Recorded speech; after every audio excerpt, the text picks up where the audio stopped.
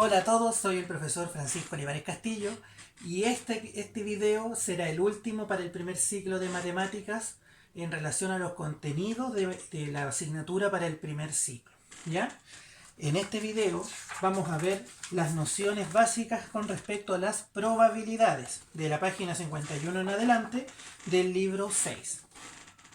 ¿Ya? Por lo tanto veremos lo que son las probabilidades. Si nos preguntamos, ¿cuál es la probabilidad de que al lanzar un dado me salga un 1? De un mazo de cartas, de 52 cartas, sacar un 10 de corazones. O al lanzar una moneda me salga cara. Todo eso lo vamos a ver en la clase de hoy. Por lo tanto, vamos a empezar con los conceptos básicos que tienen que ver con el experimento aleatorio. Fíjense bien, un experimento aleatorio es aquel en el cual bajo las mismas condiciones iniciales puede presentar diferentes resultados, como por ejemplo los que ocurren en los juegos de azar. Los juegos de azar son aquellos en los que las posibilidades de ganar o perder no dependen de la habilidad del jugador, sino exclusivamente del azar. Las probabilidades buscan explicar las regularidades presentes en estos juegos. Por ejemplo, jugar a la ruleta, jugar al 21, jugar al bingo, ¿cierto? O apostar en los dados. Todos tipos de experimentos aleatorios. Por lo tanto, en probabilidad existen dos tipos de experimentos. ¿Ya? El primero que existe, como les mencioné recién, el experimento aleatorio. ¿Ya? El experimento aleatorio, como dice la definición, experimento en el cual no se puede predecir el resultado que se va a obtener, aunque se repita muchas veces. ¿Ya? Su resultado no se puede predecir. ¿Ya? Por ejemplo, lanzar una moneda al aire. No sabemos si va a caer cara o sello. Lanzar un dado. Sacar una bolita de un saco. ¿Ya? Entre muchas idénticas. Y existen los segundos experimentos, que son los experimentos deterministas. ¿Ya? Estos tipos de experimentos, ¿cuál es la idea de esto? Experimento en que sabemos de antemano lo que va a ocurrir. Es decir, vamos a anotar aquí, sabemos de antemano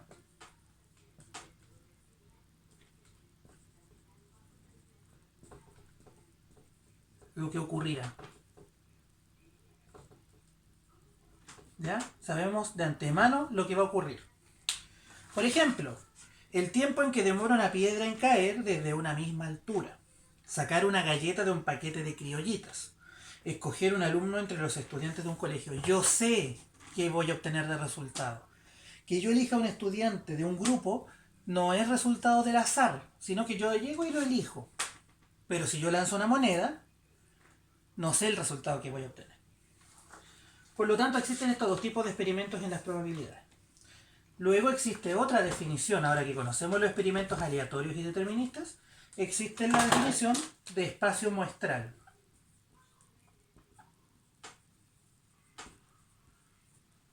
¿Ya? El espacio muestral, que se simboliza por la letra griega omega, ¿cierto? Es el conjunto formado por todos los resultados posibles de un experimento aleatorio. Entonces el espacio muestral son todos los resultados posibles. ¿Ya? Posibles de un experimento aleatorio. ¿Ya? Por ejemplo, si yo lanzo una moneda al aire, ¿ya? O sea, el experimento aleatorio es lanzar una moneda.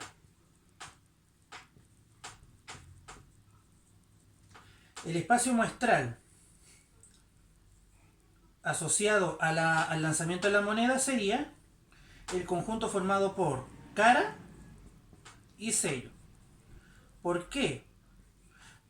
¿Por qué cara y sello? Y no puede ser otra cosa.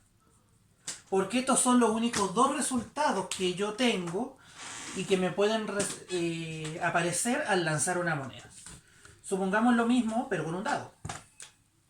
Supongamos que el experimento aleatorio es lanzar un dado. ¿Cuál es nuestro espacio muestral entonces? Sería el 1, 2, 3, 4, 5, 6. ¿Por qué? Porque hay una probabilidad de que al lanzar un dado me pueda salir cualquiera de estos resultados.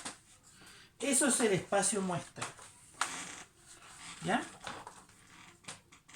Al hacer girar una ruleta con los posibles resultados serían 1, 2, 3, 4, 5, 6, 7, 8, 9, 10, 11, 12, 13 y 14. A este conjunto de resultados se le llama espacio muestral del experimento y se anota de esta manera, entre llaves. ¿Ya? Luego tenemos lo que se conoce como el diagrama de árbol. Estos son conceptos básicos de probabilidad para que ustedes los puedan ir reconociendo al momento de leer los ejercicios. Y el diagrama de árbol es un diagrama que me permite graficar las probabilidades de los experimentos aleatorios. El diagrama de árbol es una herramienta de apoyo. Es decir, en algunos experimentos tal vez no la necesite. Para visualizar espacios muestrales y calcular probabilidades que consisten en dibujar una rama para cada una de las posibilidades de un experimento. Por ejemplo, si yo lanzo una moneda 3 veces. No puedo tener cara, cara, cara, pero cara, cara, sello, o cara, sello, cara. Entonces, al ir contando 3 veces, ¿cierto? La lanzo, después la lanzo, después la lanzo. Las probabilidades que hay, los casos posibles que pueden ocurrir, tal vez sean muy difíciles de visualizar. Entonces, para eso me sirve un diagrama de árbol. Por ejemplo, dibujaremos un diagrama de árbol que nos facilite visualizar el espacio muestral, todos los posibles resultados del experimento. Lanzar una moneda y un dado a la vez. Entonces, por ejemplo, el experimento aleatorio es lanzar este ejemplo está en el librillo. Una moneda y un dado a la vez. ¿Se fijan? Entonces, ¿qué ocurre? Si yo lanzo una moneda y un dado, me puede salir cara 1, sello 1, cara 2, sello 2, y así, ¿se entiende? Entonces, los elementos del espacio muestral serían parejas de la forma resultado de la moneda, resultado del dado. ¿Cierto? Entonces, ¿cómo lo dibujo? Si yo lanzo la moneda, dice, analizaremos primero qué pasa al lanzar una moneda. ¿Ya? Al lanzar una moneda me puede salir cara o me puede salir sello. Entonces, ¿cómo lo dibujo? Al lanzar una moneda, tengo cara o tengo sello. ¿Cierto? Vamos a hacer aquí.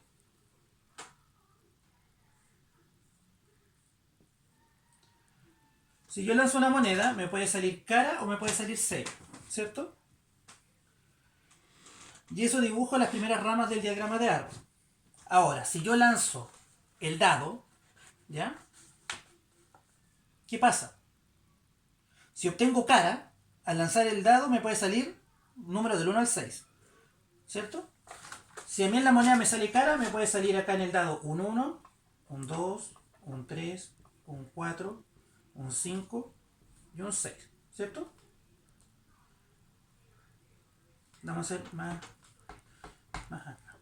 Aquí me puede salir cara, me puede salir sello. Entonces aquí me sale 1, 2, 3, 4, 5, 6. ¿Cierto? Si me sale la moneda cara y yo lanzo el dado, me salen cualquiera de los 6. Y si lanzo sello, o sea, si me sale sello, ¿cierto? También me puede salir cualquiera de los 6 números.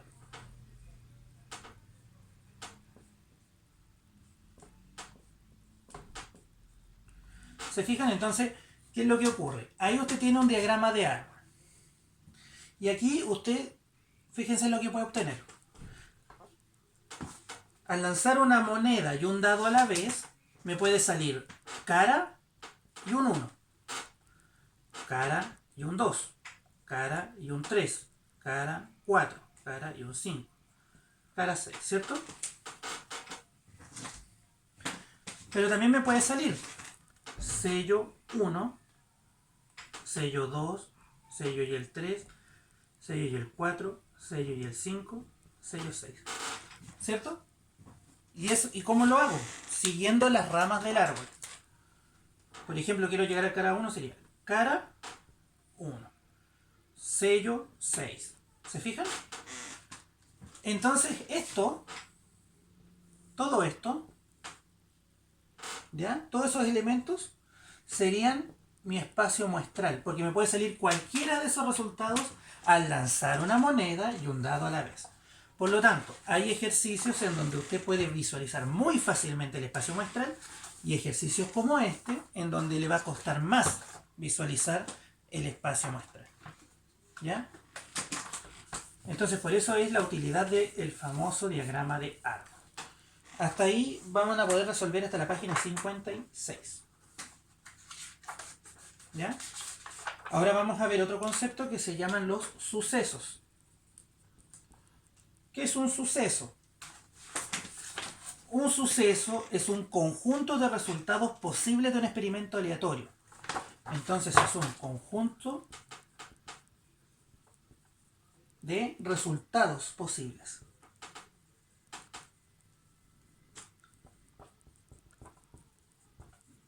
Del experimento aleatorio. Pero el profesor recién me dijo que el espacio muestral es todos los resultados. Entonces los sucesos son un subconjunto del espacio muestral.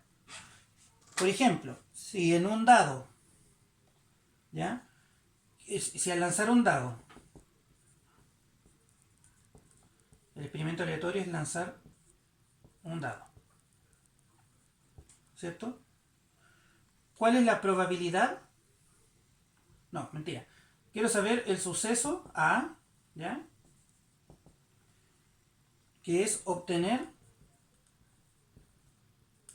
un número par. Obtener un número par, ¿qué implica? El suceso A estaría formado por ¿qué número? Por el 2, por el 4 y por el 6, ¿cierto? Esos serían los resultados posibles. Entonces el suceso se representa por una letra mayúscula del alfabeto, las primeras, y luego dice cuál es la condición, cuál es el suceso. ¿Ya? ¿Qué es lo que quiero obtener? Obtener un número par. Entonces al lanzar el dado me puede salir 2, 4, 6. Serían 3. Y este sería el conjunto de resultados posibles. ¿Ya? ¿Me esperan un momentito? ¿Sí? Casos especiales. En el caso de los sucesos, ¿qué casos especiales ocurren? ¿Ya? Tienes el suceso imposible. ¿Ya? El suceso imposible es el que nunca se puede realizar. ¿Ya? Esto es un conjunto vacío. ¿Ya? Quiere decir que no se puede realizar. Y se simboliza por esa. Por ejemplo, el suceso B, ¿cierto? Que sería obtener en un dado un 7. Entonces el conjunto B sería el conjunto vacío, porque es un suceso imposible, en un dado no me puede salir 7. Y un suceso seguro, ¿ya? Nunca ocurre este. ¿Ya? Un suceso seguro es el que siempre se produce, siempre ocurre. ¿Ya? Ocurrirá con seguridad absoluta. Usted sabe que va a ocurrir y coincide con el espacio muestral. Entonces, esto se simboliza con el espacio muestral. Por ejemplo,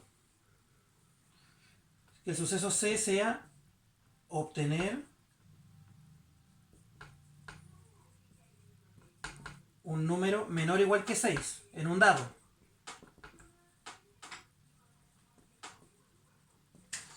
¿Ya? Si yo en un dado quiero obtener un número menor o igual que 6, yo voy pensando al lanzarlo, el 1 menor que 6, el 2, el 3, el 4, el 5 menor que 6 y el 6 es igual que 6. Por lo tanto, el suceso C sería mi espacio muestral. ¿Se fijan? Entonces ahí va a poder resolver hasta la página 59. Y ahora vamos a pasar a los cálculos. que tienen que ver con la probabilidad.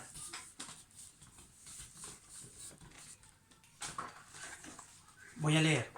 Es imposible conocer previamente el resultado de un experimento aleatorio y esto genera incertidumbre, porque no sé lo que ocurre. Cuando se juega con un dado normal, es indiferente apostar a cualquiera de sus 6 posibles resultados, porque es razonable suponer que la ocurrencia de cualquier número es la misma. En cambio, si el dado tiene marcado un 1 y 5 2, no es indiferente apostar al 1 o al 2, pues parece más seguro ganar el juego apostando al 2 que al 1. Para cuantificar la incertidumbre o certidumbre que se tiene sobre la ocurrencia de los sucesos, vamos a utilizar las probabilidades y por lo tanto vamos a utilizar la regla de Laplace.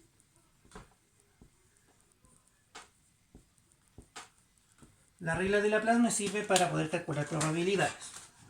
¿Ya? Cuando en un experimento aleatorio todos los resultados tienen la misma probabilidad de ocurrir, quiere decir que son resultados equiprobables, la probabilidad de un suceso A puede calcularse, ¿ya? La probabilidad de un suceso A en situaciones equiprobables, ¿ya? Equiprobables quiere decir que ¿cómo se llama? Los resultados que puede obtener de la probabilidad, o sea, los resultados que puede tener del experimento aleatorio, todos pueden ocurrir con la misma probabilidad. Por ejemplo, lanzar un dado te puede salir, la probabilidad de obtener un 1 es la misma que obtener un 2.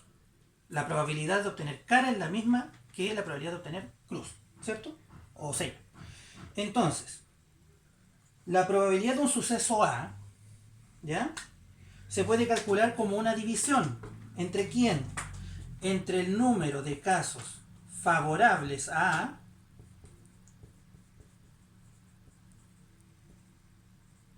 favorables de A y los números de casos totales. ¿Ya? Entre los números de casos favorables y el número de casos posibles o totales. ¿Ya? Por ejemplo, ¿cuál es la probabilidad de obtener par en un dado? Par en el dado. Número de casos favorables número de casos favorables. ¿Cuántos pares puedo obtener en un dado? 3, el 2, el 4 y el 6. ¿Cuántos casos posibles puedo tener? 6, del número del 1 al 6. Y eso me da un medio, y eso es 0,5 o 50%. Entonces la probabilidad es un valor que va entre 0 y 1 o entre 0 y 100%. ¿Ya? Donde 0% es un suceso imposible y 100% es un suceso seguro. ¿Ya? Entonces me puede quedar como fracción, como decimal dividiendo estos dos y como porcentaje multiplicando esto por 100. ¿Ya? Esa es la probabilidad, el número de casos favorables del suceso dividido por los casos posibles. Y esta fórmula a usted lo va a acompañar mucho tiempo en matemáticas. Así que esta es la fórmula que vale la pena por mucho aprenderse en la probabilidad. Ahora, para finalizar, vamos a ver la probabilidad asociada a lo que tiene que ver con la frecuencia relativa. Probabilidad como frecuencia relativa. La frecuencia relativa dijimos que era en estadística, ¿cierto? El número de casos o el número de datos de una variable dividido por el total de datos que se encuentran. ¿Cómo lo relaciono con probabilidad? Entonces, mediante experimentos aleatorios vamos a ver la relación que existe entre la probabilidad y de un suceso. Supongamos que yo quiero, el experimento aleatorio es lanzar una moneda al aire. ¿Ya? Si yo la lanzo 25 veces, lo más probable es que me quede la probabilidad de lanzarla 25 veces, ¿cierto? Me salieron 10 caras de un total de 25. Si luego tengo la probabilidad de haberla lanzado 50, por ejemplo, la probabilidad de obtener cara, ¿ya? La lancé 25 veces. La probabilidad de tener cara a las 50 veces, por ejemplo, me dio 35. ¿Ya? Luego la probabilidad de obtener aquí es a las 25, 50. ¿Ya? Supongamos que aquí yo la lanzo 100 veces. La probabilidad de obtener cara me dio 100 acá abajo, el número posible, pero me dio 55. ¿Ya? Luego la lancé 200 veces. ¿Cuál es la probabilidad de obtener cara? Me dio 200 veces y la lancé y me dio 110, 105. Después la lancé 500 veces. ¿Ya? Este experimento usted lo puede hacer en la casa. Láncela 500 veces y va anotando. La probabilidad de obtener cara después me dio 500 aquí, me dio 251. Y así hacia abajo. Si usted se fija, yo sé que son números inventados, pero así más o menos usted puede probar en la casa y puede confirmar esto. A medida que yo voy aumentando los números de datos, en estadística en este caso, o la cantidad de veces que lanzo una moneda, si usted se fija el valor se va acercando a la mitad. Y si yo calculo cuál es la probabilidad de obtener cara, pero con la regla de Laplace, al lanzar un dado, una moneda, perdón, con regla de Laplace, número de casos favorables en una moneda, cara 1. Número de casos probables 2, 0,5. ¿Se fijan? Entonces tengo un 50% de obtener cara y obtener cruz. ¿Por qué le explico esto?